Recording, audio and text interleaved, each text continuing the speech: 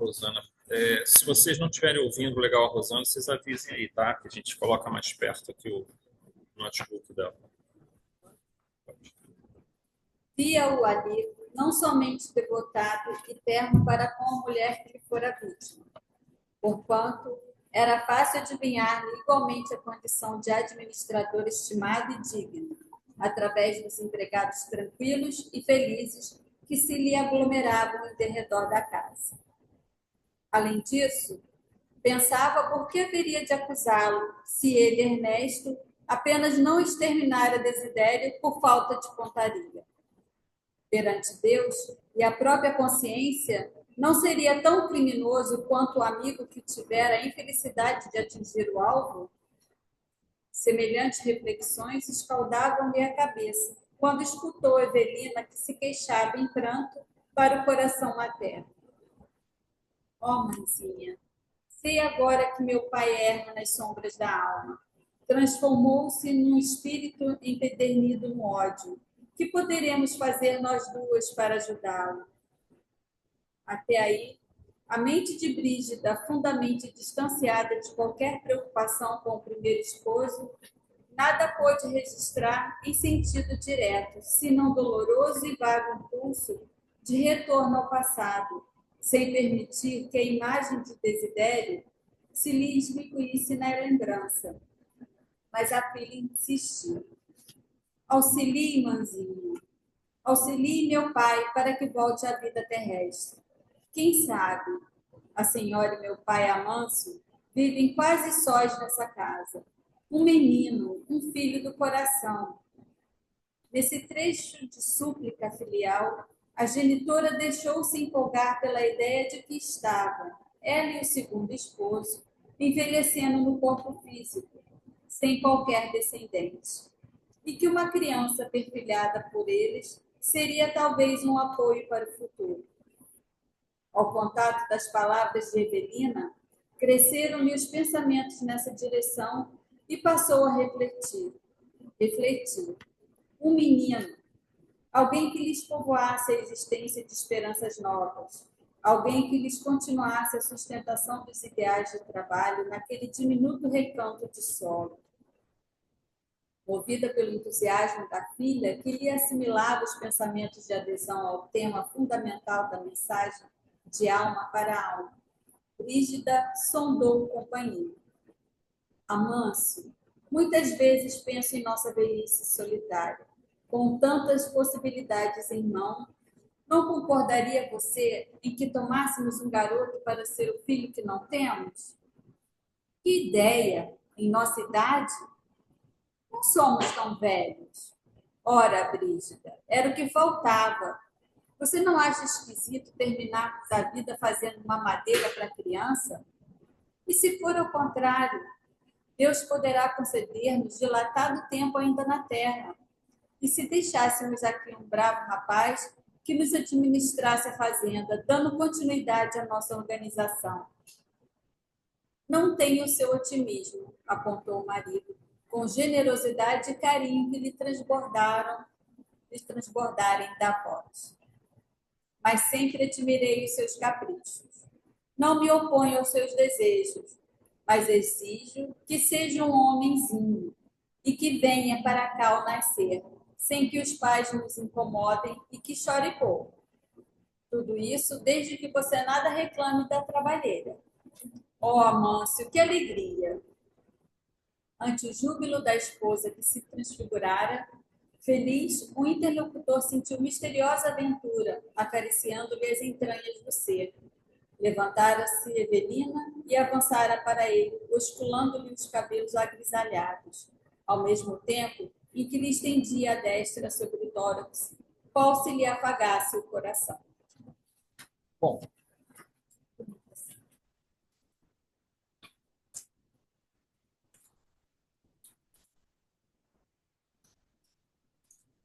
aqui só voltando um pouquinho ao que nós tínhamos visto na semana passada, tá, gente? No 5.1, ainda um pouquinho em relação à postura do Ernesto, tá? A postura de Ernesto diante de Amâncio mostra o quanto ele evoluiu espiritualmente transformando agora toda a agonia que trazia pelo cultivo constante do arrependimento em um sentimento repleto de uma nova visão da vida, em que a criatura, em aprendizado e relevante transformação, procura não julgar, ser indulgente, conhecer o lado bom de cada pessoa, mesmo daqueles que cometeram graves erros.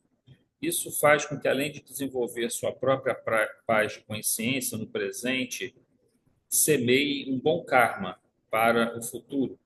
Aqui a gente traz essa questão porque o, porque aqui ficou um pouco confuso, porque na verdade era para ter sido lido isso na semana passada, só que não deu tempo, né? Passou muito. Na semana passada a gente teve a visita do Ernesto e ele não julga nem a posição de Amâncio, nem julga a posição de Desidério, que estava ali, né, no lar dele, né? Que fora dele, melhor dizendo, né? Junto com Elisa.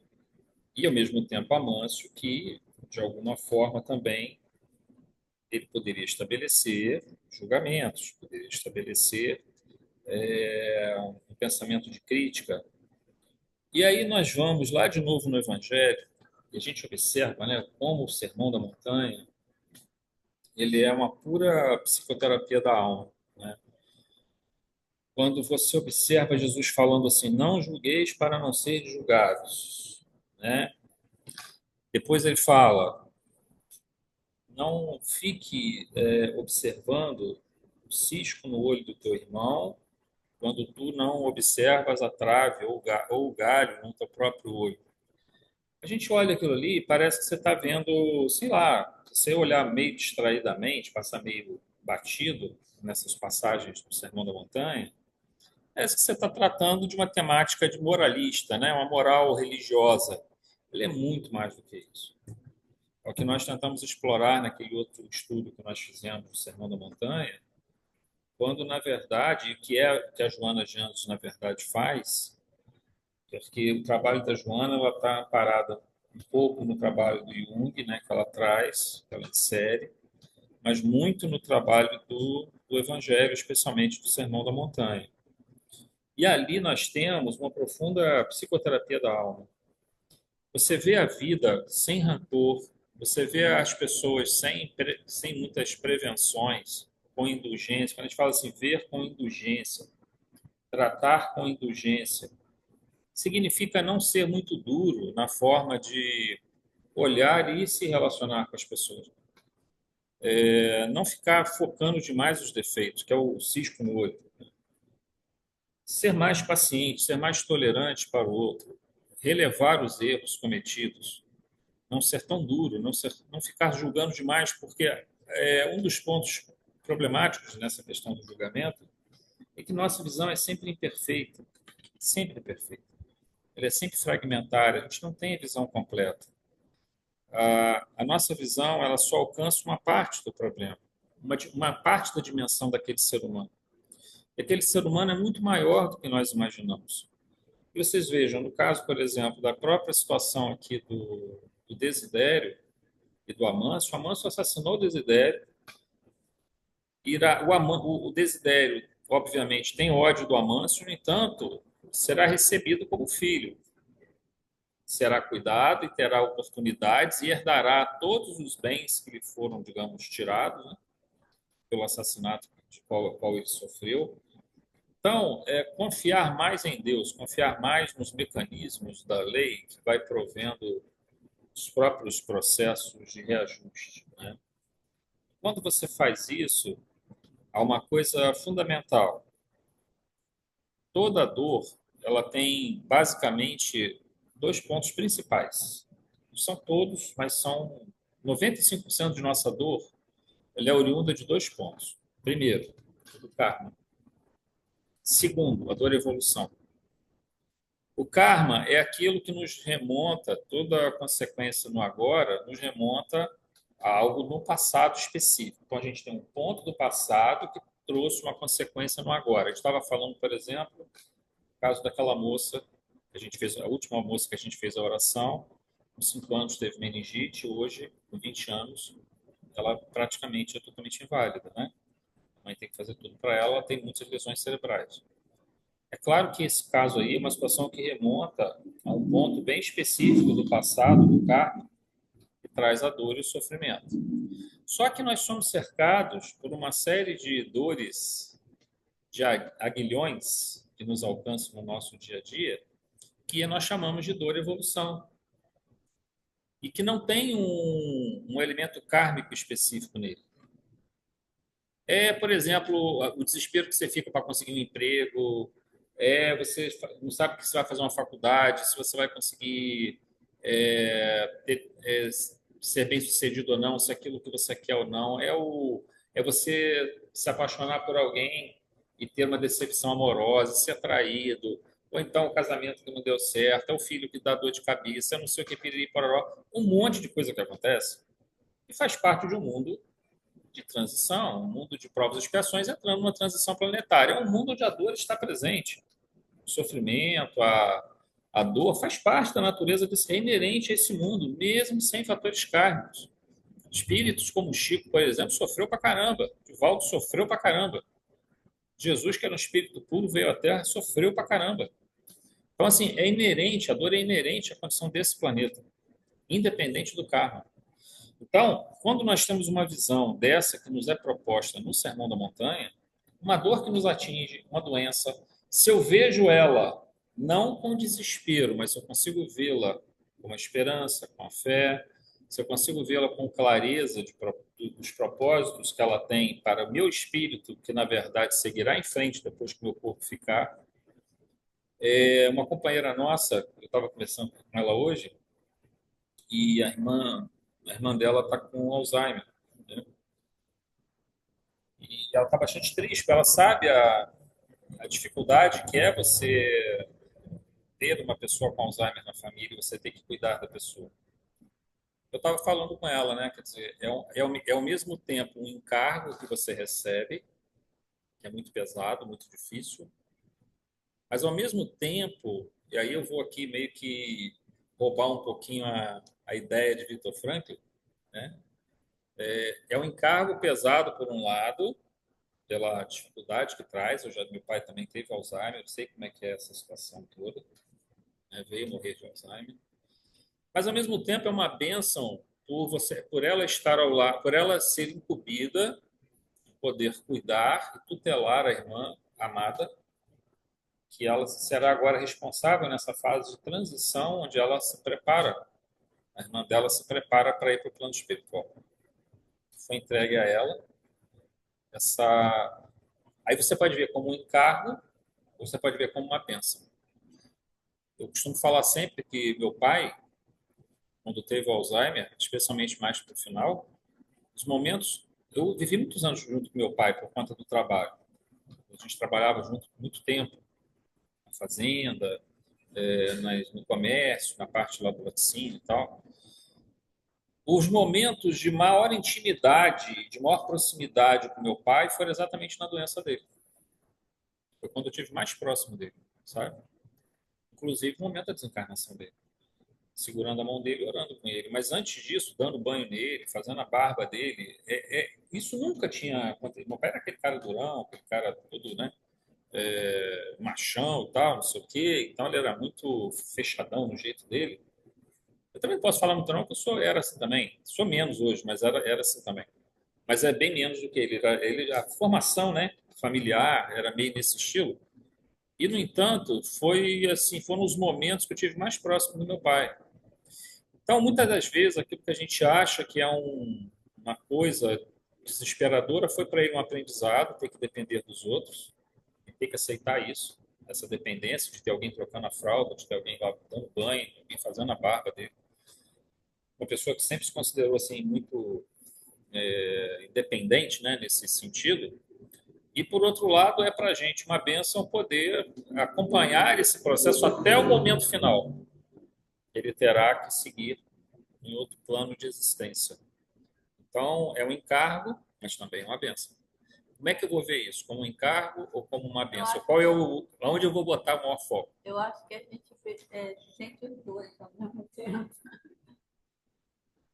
É. Mas a gente nunca deve perder essa dimensão da bênção, porque senão a gente só vai ver um encargo, vai achar que aquilo ali é um peso que eu não deveria carregar, que eu não estou preparado para carregar, e aí vai ser muito pior. Porque carregar não tem que carregar de qualquer jeito, não vamos poder abandonar um ente querido. E se a gente faz isso com a ideia de que a gente está ajudando ele, e nos foi concedido a oportunidade de preparar essa jornada, que é uma jornada para a desencarnação, a gente sabe disso. Alguns vão durar mais, mas alguns, geralmente, o Alzheimer é 5, 6, 8, 7 anos, a pessoa caminha, está caminhando para a desencarnação. Geralmente, né? Hã? É um caso diferente, né? Mas normalmente não é dessa forma. Ali é um caso, a gente sabe que é um caso bem complicado, né? Mas normalmente é uma situação em que se você. Então, como é que eu estou vendo o que Deus está me colocando, digamos, a vida está me colocando dentro desse contexto de um mundo de transição planetária, dentro do contexto de provas e expiações? Eu vejo como bênção ou eu vejo como um fardo que eu tenho que carregar? A nossa visão aí a gente vai de novo Sermão da Montanha, né? Os olhos são a lâmpada do corpo. Se, se teu olho for bom, todo o teu corpo fica iluminado, corpo espiritual, né? Mas se o teu olho é doente, se o teu olho é ruim, todo o teu corpo fica em trevas. Ou seja, se eu vejo o mundo com olhos de ver o melhor, tirar a boa parte, a boa parte que me cabe e valorizá-la, meu corpo se ilumina. Se eu vejo só o encargo que tem naquilo ali, só a dor, só a dificuldade, é aquilo que eu vou colher. Então a gente transforma muito do mundo, a nossa visão do mundo, a maneira como nós vemos ele, processamos, vai ser aquilo que a dor, evolução, a dimensão que a dor, a evolução vai alcançar. Então, assim, a dor kármica eu também posso aliviar, a gente sabe disso, a gente consegue aliviar muito a dor kármica por atos que são, digamos assim, que nós vamos alterando aquilo que nós fizemos no passado. E a dor evolução, ela está sob controle muito do nosso pensamento, muito do nosso comportamento, pensamento, palavra e atitude. O pensamento de que era indiferente o fato de que ele tivesse ou não realmente assassinado Desidério, uma vez que, tendo errado o tiro, ainda assim desejou, planejou, ou seja, teve a intenção, executou o ato, ainda que errando o tiro, o fez devedor diante da lei de qualquer forma. E aqui se deve entender que a lei abrange não só uma lei de ação e reação externa, mas, nesse caso, especialmente interna. Nós mesmos geramos comportamentos transgressores que nos cobram sua retificação. Se você tem a noção de que o comportamento foi transgressor, você se arrepende, vem o mecanismo da culpa, ou seja, se antecipe e começa o seu processo de recuperação, de retomada. Se você anestesia sua consciência, aí fatores externos vão fazer com que esses elementos tenham que vir à tona. Então, o karma ele é interno e externo. Se você pudesse antecipar a ele e já tomar as medidas necessárias, vai ser muito menor. Vocês lembram aquele caso do Adelino Correia, do livro Ação e Reação? É muito bonito aquela passagem. Ele tinha que, na conta de ele ter assassinado o pai dele, mandou colocar fogo no pai dele e tal, aquela coisa toda. E quando ele vem nessa vida, ele passou por muito sofrimento no plano espiritual, se arrepende, todas aquelas etapas, né? Quando ele vem com uma doença de pele, começa aqui na região do rosto, do pescoço, do ombro, braço, tomaria o corpo dele todo aquilo. Mas ele é uma pessoa que veio com tanta determinação de corrigir o erro do passado, ele faz tanta caridade, ele ajuda tantas pessoas, ele se dedica tanto à causa do bem, ele adota os dois meninos que foram os capatazes que mataram o pai dele. Ele adota eles, para poder ajudá-los a reencaminhar eles também, porque ele, de certa forma, junto com eles, foram cúmplices. Né? Então, o que aconteceu? Tantos espíritos pediram por ele, tantas entidades foram beneficiadas por ele, tantas famílias, né? Que aí você pensa, você vai e ajuda uma pessoa cujo filho está passando necessidade, a mãe está desencarnada, veio você ir lá ajudando aquele filho. O que você acha que vai acontecer com essa mãe em relação a você?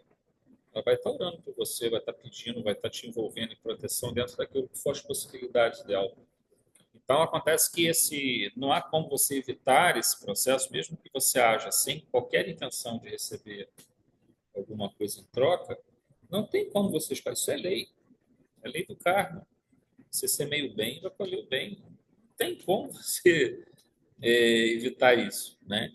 E o Evelino Corrêa colheu isso. Então, o que aconteceu? Paralisou.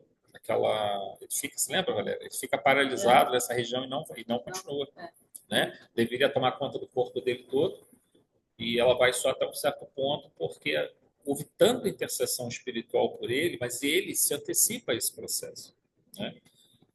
Para fazer isso. Bom, voltando ao caso aqui agora do 5.2 da Evelina, né? Por fim, Evelina consegue, pela intensificação do mecanismo intuitivo que havia sido estabelecido com sua mãe, sugerir fortemente a ideia de que Brígida e Amâncio adotassem um menino que lhe seria o filho que herdaria seus bens e a quem pudessem dedicar seu tempo e trouxesse esperanças novas e também cuidaria deles também, né?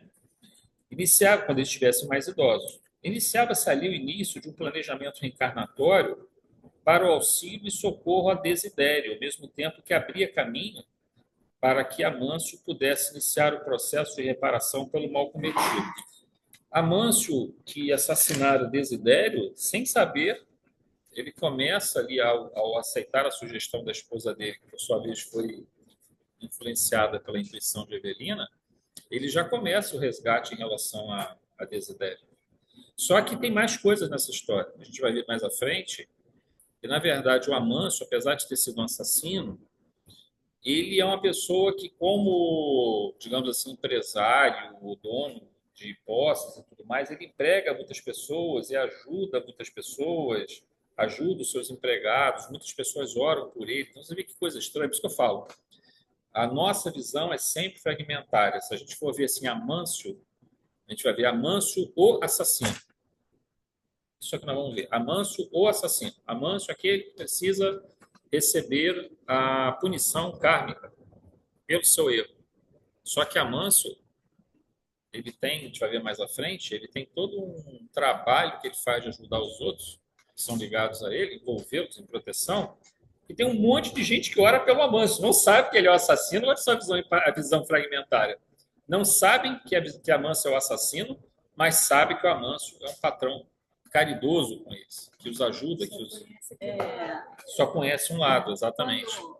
Mas veja, se nós só conhecemos um lado da pessoa, e com certeza, certamente, nós não podemos ficar só julgando uma pessoa por aquilo que ela apresenta num determinado momento em que nos relacionamos com ela.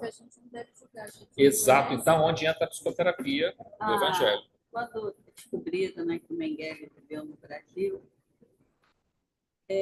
entrevistado a mulher que ele viveu, né? Ela era tudo aquilo que ele combatia. E aí, quando falaram para ela quem ele era, ela falou assim: essa pessoa eu não conheço. Eu só conheço aquela que não podia me ver triste e que fazia de tudo para me ver feliz. Eu me assustei, falei, gente, não é possível, né? Aquele monstro ser capaz de um gesto de carinho com uma mulher brasileira que é a mistura de uma raça, de várias raças. Pobre, favelada, era tudo aquilo que ele... Mas é isso. Então, assim, é porque todo indivíduo, mesmo um Mengele, ele é um filho de Deus. Ele vai ter manifestações da bondade de alguma forma, né? Isso é óbvio, isso não tira a questão kármica dentro desse processo, daquilo que ele vai ter que ressarcir, mas também não tira dele a sua filiação divina. Não tira a sua filiação divina. E só que aí nós vamos ver aqueles casos complexos, difíceis, onde esses mecanismos kármicos às vezes nos dizem assim, poxa, mas por que a pessoa está passando por tanto sofrimento? Por que uma criança está passando por tanto sofrimento? Mas são esses mecanismos que o Espiritismo nos ajuda a compreender a partir desses estudos de caso que nós vamos tendo, né? A pessoa no passado, estava conversando com o Reinaldo, a gente estava conversando sobre esses grandes conquistadores, né, Reinaldo? Um pouco antes de começar a reunião, todas as maldades que eles fizeram, e eles vêm com... Muitos deles vão nascer em condições muito difíceis, muito tristes, muito dolorosas, que a gente vai dizer assim, mas não é possível que Deus permita que uma criança ou um jovem passe por isso, mas Você tem que entender o ser integral, né? Tem várias etapas de vivências, mas que teve esse lado ruim dele, que ele fez isso, mas ele também é um filho de Deus, ele traz a luz dentro dele também. Então, ele precisa ser dado chance a ela para que ela se desenvolva, né? Igual esse caso que nós estamos agora, eu faço Davi. O mulher do outro ainda matou o cara. O cara faz para Foi Betsabe, mas é Urias, né? Urias que era o esposo, era o esposo dela. a mesma coisa. Exatamente. E aí, gente, no caso antes da gente começar o capítulo 22, no caso da Evelina, a mãe dela, a Brígida, não era a princípio, não era uma médium ostensiva. O que acontece aqui é que as duas, por terem uma vinculação do passado, mãe e filha e tudo mais, uma vinculação emocional, isso favorece o processo intuitivo muito. Agora, vamos dizer assim, mas um espírito se aproxima de mim e começa, por alguma razão, a tentar me influenciar. Eu não tenho vinculação com ele do passado, não temos memórias conjuntas, não temos ligações de ódio ou de amor, né? Eu não sou médium ostensivo, esse espírito pode me influenciar? Pode, mas vai ser mais difícil se fosse em relação a um médium ostensivo, ou se fosse em relação a uma pessoa no qual ele já tem uma conexão do passado. Há algum fator no inconsciente dos dois que os ligam. Mas pode porque se ele fica fazendo telementalização o tempo todo, ele vai tentar... coisa ele vai se identificar com você. Vai se identificar e ele vai tentar encontrar uma brecha em algum momento. Quanto menos brecha o indivíduo der, mais difícil será. Mas a gente observa que nós observamos que até grandes espíritos, porque também eles ainda trazem pequenas coisinhas para serem, poucas, mas pequenas coisinhas para serem ajustadas, né? Passaram por muitas dificuldades também por conta desse assédio de entidades que queriam evitar o trabalho deles, né? Mas só que geralmente nesse caso é mais por conta de espíritos com ligações, como foi o caso do Divaldo, por exemplo, espíritos com ligação do passado, né? Que tinham uma conexão, tinha uma ligação, é porque viveram juntos na igreja, né? Como, digamos assim, tiveram uma amizade, isso criou um vínculo. Mas para nós que temos, assim, estamos num nível aí mais bem mediano, a possibilidade, se uma entidade quiser nos assediar, ela pode conseguir obter resultado se ela for muito persistente. Ou se nós estivermos numa fase da nossa vida onde nós estejamos muito vulneráveis, sem conseguir, ou se deixando envolver pensamentos muito negativos, muito depressivos, ou muito indignados, ou muito raivosos, né? Revoltados em relação a muitas coisas, isso abre muitos campos, tira muitas nossas defesas, vamos dizer assim, né? Então, o cuidado tem que ser redobrado. As pessoas também podem estar influenciando a Evelina para poder influenciar a mãe para receber o que deve. Então, eu já converso ajudá-la a conseguir fazer esse pensamento recorrente. Sim. Mas ali ela com a mãe ela já tem uma facilidade, né? Que é o fato de terem, por ser sido filha, né? Então tem aquela conexão do passado, né? Que é mais, às vezes a gente não é sempre, mas às vezes acontece quando a gente está em oração, a gente se conecta com uma entidade. Eu não gosto muito de fazer isso em casa, não, mas às vezes eu faço. A gente se conecta com uma entidade, e tenta conversar com ela, né? Eu não tenho evidência. Então, eu sinto a presença da entidade, mas eu não consigo vê-la na sua forma. E pode ser uma entidade sofredora, pode ser uma entidade que assim não é má, ela não quer te prejudicar, mas ela está desorientada. E às vezes a gente chama essa entidade na oração, se a gente se sentir forte o suficiente para isso naquele momento, a gente chama essa entidade através do pensamento e tenta conversar com ela. Isso às vezes acontece eu fazer, não é sempre, não. Eu tenho que estar muito bem para fazer isso. Eu falo assim, não faça isso em casa. Crianças, não façam. Crianças, não façam isso em casa. Não faça isso Mas às vezes é necessidade. Você sente, isso acontece muito quando eu faço a reunião de quinta. E na sexta-feira de manhã, eu ainda estou colhendo os benefícios da reunião, porque a gente é envolvida muito fortemente pela espiritualidade. E a gente ainda numa condição de poder ajudar alguns daqueles irmãos que, às vezes, eu peço que eles venham para poder conversar com eles. Mas só que, assim, não é uma coisa que é aconselhável, digamos assim. Só que eu me sinto seguro em alguns momentos para fazer isso. Então, se a gente estiver se sentindo seguro para fazer, pode ser válido, tá? E aí só se estabelece, obviamente, uma comunicação intuitiva. A gente vai ler, a Rosana vai ler para a gente agora o capítulo 22, o início do capítulo 22, tá, gente? Que é quando a Evelina e o Ernesto, eles voltam para a cidade espiritual e vão conversar com Ribas para ver como é que está o progresso dessa situação, o que pode ser feito, né? Tentar desatar esses nós aí desse novelo infinito aí de ponta para tudo que é lado, né? Que você tem que tentar resolver desse rolo que eles arrumaram, né? E aí o Ribas orienta eles. Então é aí nesse ponto que começa o capítulo 22, tá bom, gente? Fases de novo porvir. No dia imediato, a conferência com Ribas.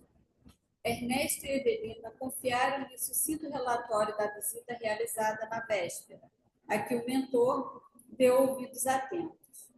Esmerando-se no aproveitamento das horas, o sábio amigo requisitou um grupo de fichas, alinhadas em arquivo próximo, e iniciou o trabalho mais importante da entrevista, analisando a situação de Túlio Mancini. Considerou que o jovem realmente evidenciava reduzido progresso. Entretanto, não invalidava o compromisso da senhora Serpa, cujo auxílio junto dele não devia esmorecer, organizando-se-lhe o renascimento próximo. Estabelecendo bases para o futuro, ele e Ribas traçaram um programa de ação imediata e mais claramente definida para os dois amigos, em cujo desempenho se lhe aplicassem as forças com a eficiência precisa. Evelina permaneceria a sós ao pé de Mancini, continuando a presidir-lhe, quanto possível, a renovação mental, ao passo que Ernesto se encaminharia diariamente ao plano físico, de maneira a colaborar no limite de seus recursos, a benefício de Desidério e Elisa, carecedores de urgente e fraternal socorro.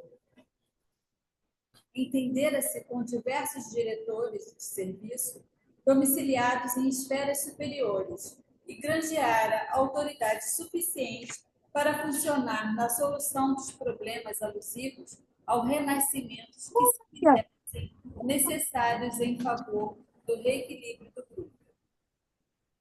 A moça, porém, no registrar-lhe as instruções, raciocinou pesarosa. Instrutor Ribas, não me será concedido, então, visitar meu pai e abraçá-lo agora? O senhor compreende as minhas saudades? Entendo, sim, mas a condição atual de Desidério não nos aconselha espontaneidade nas atitudes.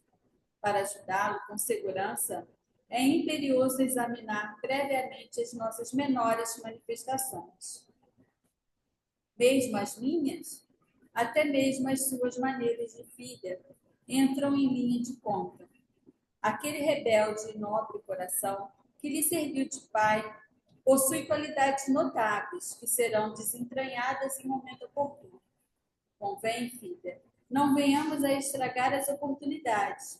Paciência. Como assim? Ele deve reencontrá-la em momento de mais alta compreensão.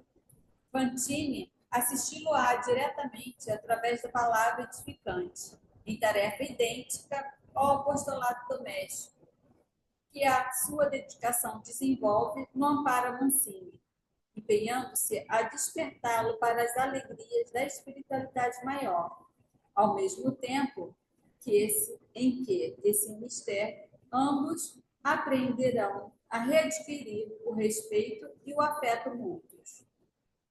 Depois de um sorriso amistoso, não é isso mesmo que sucede a você em relação a Túlio? Evelina aqueceu compreensiva. Muito bem. Então, no item 1.1 da nossa apostila, observa-se inicialmente que Ribas considerava pequeno o progresso realizado por Túlio Mancini. Vocês lembram que Túlio vinha sendo, então, orientado pela Evelina no plano espiritual e ele se apresentava muito desequilibrado, né? Então, ele teve no umbral por muito tempo, volta, ele foi recolhido, vai para o umbral, volta de novo, e aí a Evelina começa a trabalhar ele durante um bom tempo. Ele se encontrava em tratamento naquela cidade espiritual. Estava planejado o renascimento de Túlio para em breve, e era necessário a continuidade do auxílio prestado por Evelina. Lembrando que o Túlio vai nascer como filho do Caio Serpa, que o matou, né? Outro caso também que o assassinado vai ser filho do assassino, né? É complicado. Eu acho que é uma história que está acontecendo tanto hoje. Com Porque certeza, com certeza. Você vê as notícias, tanta mãe matando filho, filho matando os pais. Então, assim, tem algo do passado ali que ainda não foi muito. Mas Ribas não. Agora, observe uma coisa que eu queria chamar muita atenção para isso. Mas Ribas não designa outro tipo de abordagem, não indica outro espírito para conduzir a tarefa, ou seja, de auxílio ao Túlio Mancini, mas reforça a necessidade de que Evelina continue o seu trabalho junto a Túlio. Isso nos diz muito. Muitas vezes, nos processos de tratamento de auxílio fraterno nos centros espíritas, ou outros núcleos religiosos, ou grupos de apoio, ou então, como ocorre, na maioria das vezes, em atividades inúmeras de auxílio no plano espiritual, e também, gente, fazendo um adendo aqui, nos próprios consultórios de psicólogos e psicanalistas. O psicanalista, a pessoa faz análise 10 anos, 8 anos. Num psicólogo, você vai ficar anos tratando com um psicólogo. Então, assim, não é, a coisa não acontece num estalo de dedos, não, entendeu? É demorado esse processo, né? E no plano espiritual, a mesma coisa, né? A maioria das vezes, entidades inúmeras de auxílio no plano espiritual, a recuperação, o restabelecimento do estado de lucidez não é uma coisa rápida. O desregramento continuado, o conflito estabelecido por longos períodos em que o espírito está em conflito com a lei divina, ou seja, os códigos soberanos da vida, desestruturam o psiquismo. E restabelecer essa normalidade leva tempo. Às vezes, o enfermo se esforça e reage bem ao tratamento. Às vezes, ele precisará de um período mais longo. Isso é importante para todos nós espíritas, especialmente nas tarefas de auxílio fraterno, onde a ausência de melhora visível não significa que pequenas e importantes transformações não estejam ocorrendo, sementes estejam sendo plantadas em um terreno que se tornou pouco fértil naquele momento ali. Haja paciência. Haja, Eles têm sim. uma paciência muito grande com a gente não tem. Mas a gente tem que ter essa paciência. O que acontece? Isso aqui vale muito para a gente como uma advertência, porque a gente chega, uma pessoa chega e procura a gente. A pessoa está desesperada. Pode ser vários fatores. Pode ser uma neurose, pode ser às vezes um início de psicose, às vezes é uma perda de um ente querido que ela não aceita de jeito nenhum. Tem pessoas que não aceitam de jeito nenhum. Né? De jeito nenhum. Tem outros que não aceitam a fase da vida deles que eles estão passando. Tem outros que ficam lutando contra o seu passado, contra aquilo que fizeram ou não, ou deixaram de fazer, né? E você conversa, explica, ouve bastante também, tem que ouvir muito. Só que isso é um processo que é gradual, é lento. É como se fosse assim, você olha o corpo físico. Por exemplo, a Moniquinha, endócrino. Aí a pessoa tem um diabetes. Aí a pessoa começou a ter o diabetes, ela te procura. Pode ser que com tratamento você consiga até reverter, né? Pode ficar mantendo ela num quadro de pré-diabético ali. Principalmente se ela mudar um pouco o estilo de vida dela, fazer exercício, melhorar a alimentação, essas coisas todas, e com uma medicação. Mas imagina que essa pessoa não procurou o médico e foi deixando que esse diabetes fosse gerando, arrebentando com as células beta do pâncreas, no passar do tempo, fosse gerando neuropatia diabética, lesões nos olhos, lesões nos rins, lesões em várias áreas do corpo. Aí vai te procurar daqui a 10 ou 15 anos, depois que ela já arrebentou bem o corpo físico. O trabalho vai ser 10 vezes maior e o tempo vai ser longo, às vezes só para estabilizar o quadro. Agora, se no corpo físico nós temos esse problema, nosso psiquismo é a mesma coisa ou pior. Se você continua persistindo nas tomadas de decisões equivocadas, isso vai gerando consequências, vai gerando uma desestruturação psíquica, e depois é difícil de ser trabalhado. Até a pessoa entender que ela está errada, já leva anos, Já leva um tempão, né? já é um problema. Ela entender já é maravilhoso, né? Daí você vai para um outro caminho e tal, já consegue começar, mas aí você poder fazer ela entender, muito bem levantado isso. Olhar e ver.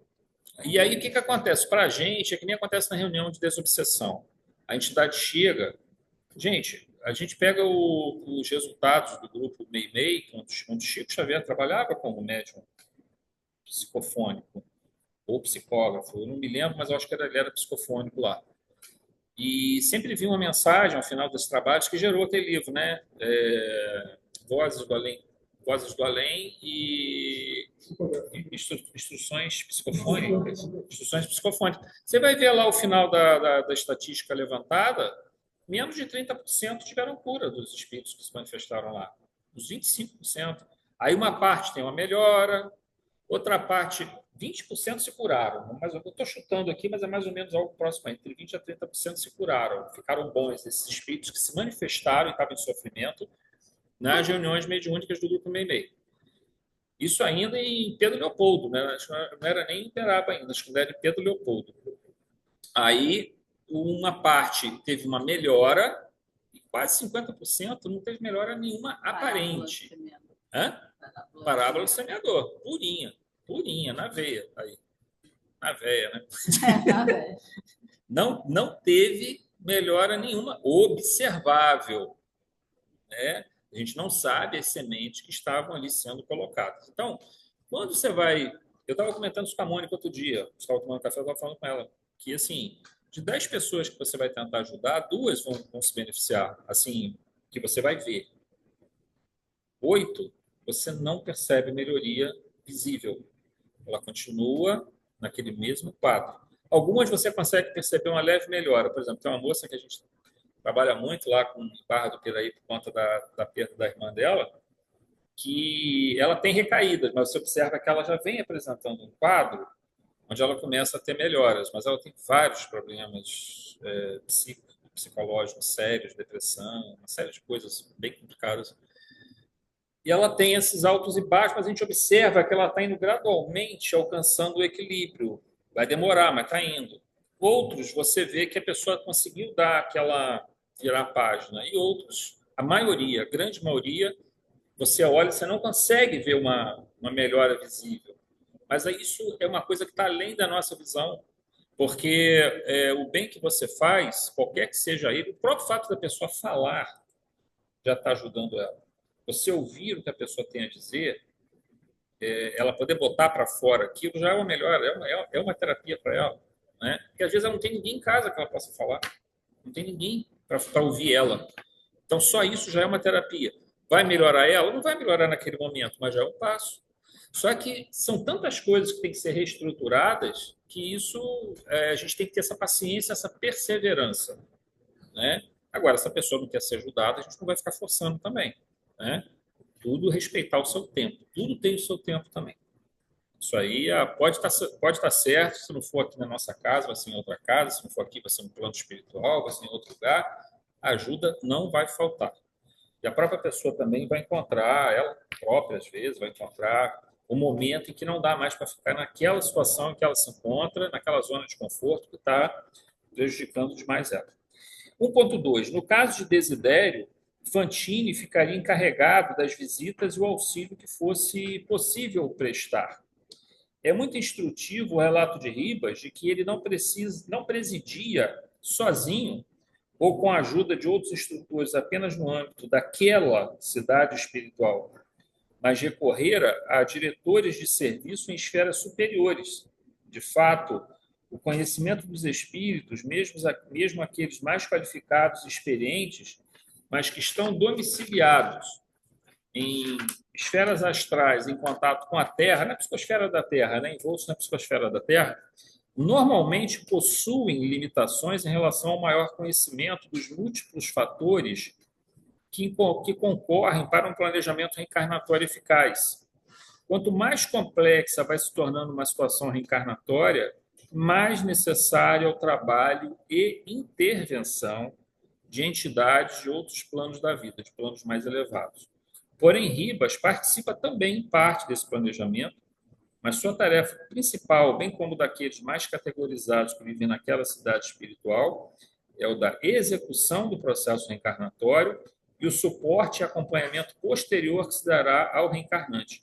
Isso não elimina a possibilidade de acompanhamento da situação posterior do reencarnado, eventuais auxílios a serem prestados por essas esferas de maior elevação. Vejam, Ribas é um instrutor qualificado. Só que ele não tem todo o conhecimento, ainda lhe falta um conhecimento que está além. Quanto mais um espírito... Esse é um paradoxo que a gente tem dentro desse processo que a gente deduz. A gente não vai... Vocês não vão ver isso em livro nenhum. Mas é uma coisa natural que a gente vai deduzir.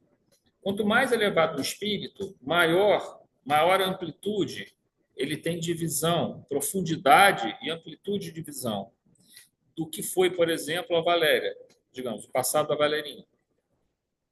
Todos os fatores envolvidos, todas as conexões. Ora, mas só que quanto mais elevado uma entidade, menor é a intervenção direta dela no plano nosso, pela incompatibilidade. Acima dessa entidade, existem outras ainda que vão conhecer mais a fundo.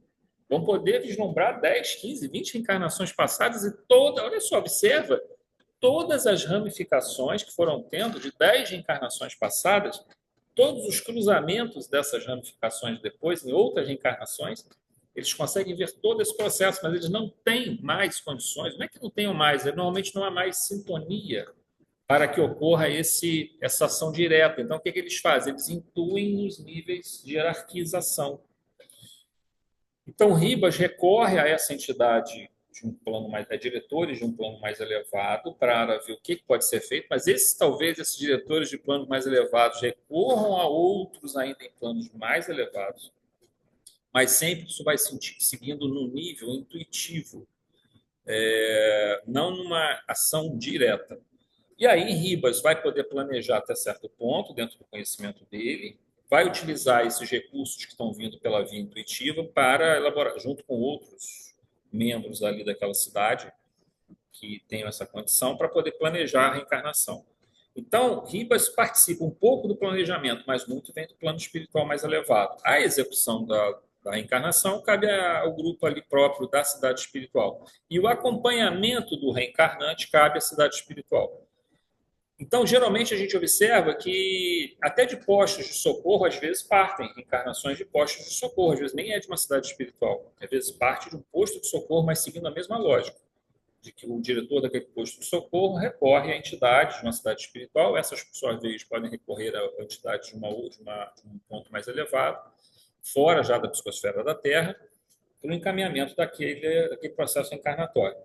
E aí, aquele posto de socorro, aquela cidade espiritual, vai ficar meio que responsável pelo acompanhamento daquele processo encarnatório. Se for um médium, por exemplo, se for alguém que vai desenvolver um trabalho no campo da ciência, vai desenvolver um campo no trabalho da arte, vai desenvolver um campo no trabalho da filosofia, que possa agregar coisas à humanidade, ela vai estar vinculada a essa colônia espiritual, a essa cidade espiritual, e, eventualmente, dependendo da importância, até outras entidades. Então, muitas vezes, esse cuidado com o reencarnante, esse cuidado futuro, será realizado dentro desse nível mais próximo. Porém, isso não impede que entidades muito elevadas possam intervir, mas sempre obedecendo esse padrão, digamos assim, hierárquico, né?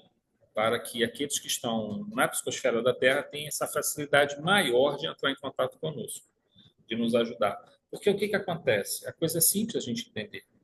Imagina que um espírito totalmente de luz vem até nós para nos aplicar um passe, por exemplo. há uma dificuldade, uma incompatibilidade. Não que ele não possa fazer isso, mas há uma dificuldade maior. Por quê? Porque nós somos muito densos ainda, o nosso perispírito, energeticamente falando. É melhor que ele intua uma entidade que está acima de nós, mas está na psicosfera da Terra, ela vai ter muito mais afinidade conosco para realizar isso. Isso, vejam, não é que seja impossível um espírito desse realizar uma ajuda direta, mas normalmente eles vão recorrer a essas entidades intermediárias, porque isso faz mais sentido do ponto de vista de uma conexão, de uma sintonia. E por fim, para a gente finalizar hoje aqui, gente, o item 1.3, por fim, no caso de Elisa, lhe é temporariamente negada a visita ao seu pai, Desidério, pois esse encontro, nesse momento, poderia trazer maiores dificuldades de compreensão para aquele espírito. Conforme esclarece Ribas, ele deve reencontrá-lo em momento de maior compreensão. O trabalho a ser efetuado por Fantini, que com humildade e arrependimento trará maior compreensão a Desidério, permitirá que o equilíbrio daquele espírito, tomado pelo ódio, pelo desejo de vingança, seja alcançado e, posteriormente, Everina poderá reencontrá-lo. Agora, veja uma coisa que é colocada aqui. Observe uma coisa que ele fala, muito interessante, que o Ribas coloca. Até mesmo as suas maneiras de filha entram em linha de conta. Aí, olha só o que ele fala. Aquele rebelde, se referindo a Desidério, aquele rebelde, nobre coração que lhe serviu de pai, possui qualidades notáveis. Olha só, ele está falando de um obsessor. Isso é Ribas falando de um obsessor. Aquele rebelde, nobre coração que lhe serviu de pai, possui qualidades notáveis que serão desentranhadas em momento oportuno. Isso aqui nos diz muito, gente. Você vai pegar um espírito obsessor hoje, quantas vezes, inclusive nesses mesmos livros do grupo Membei, tem espíritos que eram obsessores que se tornaram trabalhadores da casa, do grupo Membei e do centro lá. Porque eles têm coisas boas dentro deles, tem que ser desentranhados aquilo ali. Né? Tem que se fazer o trabalho de renovação e aquilo que ele tem de bom vai se voltar para o bem agora, vai ser aplicado da maneira correta. Então, é isso que nós temos que ter sempre em mente quando alguém nos procura e quando nós vemos as pessoas, olhamos para as pessoas, nos relacionamos, a gente tem por tendência a focar os defeitos. Os defeitos nos chamam muita atenção. Só que a gente tem que entender isso. Nossa visão é incorreta, nossa percepção é fragmentária, nossos conhecimentos são limitados. Nós não sabemos tudo que compõe aquele ser humano, todas as dimensões que constituem a sua psique, né? Toda a sua história, toda a riqueza que ele traz. E ele tem coisas boas para serem desentranhadas dali. Se a gente conseguir trabalhar isso na nossa vida, nós seremos muito mais felizes. Porque nós não vamos ficar encontrando, porque se a gente quiser encontrar defeito, vamos encontrar pra caramba. Em todo mundo que a gente conviver. É uma maneira como a gente faz. Sim, isso a gente está resolvendo a não gostar daquela pessoa, a gente só vai ver os defeitos. A gente faz muito isso, Até a qualidade, a gente, quando a pessoa pode dizer, lá, tá se fingindo de boa. É. É aparecer. Assim, mas eu acho que por isso que eu falo, a psicoterapia do Evangelho é essa característica. Jesus não está ensinando uma moralização religiosa. É a psicoterapia da alma, cara. Está ensinando a gente a ser feliz. Né? Ao mesmo tempo que evoluir. Né? Ser a maturidade, sabe? De olhar para a situação, tentar abstrair, conviver com essa parte,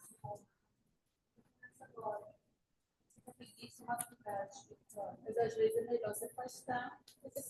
Pelo menos naquele momento, né? Naquele momento, essa decisão.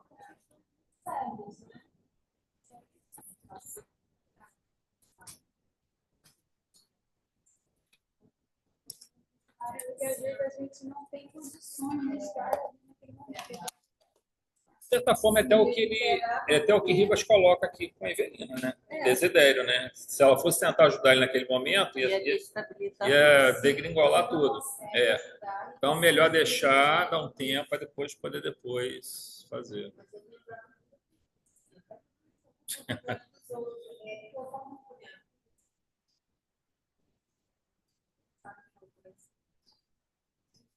já não sei do jeito que é, que consegue isso. Naquela fase da vida dele é o que ele consegue fazer. Tem coisas que a gente não tem, não adianta forçar.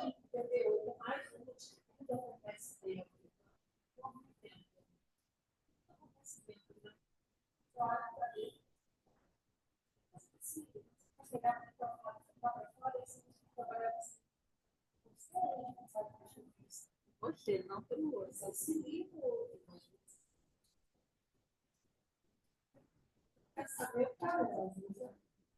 Bom, gente, então nós conseguimos hoje não atrasar muito e vamos pausar aqui.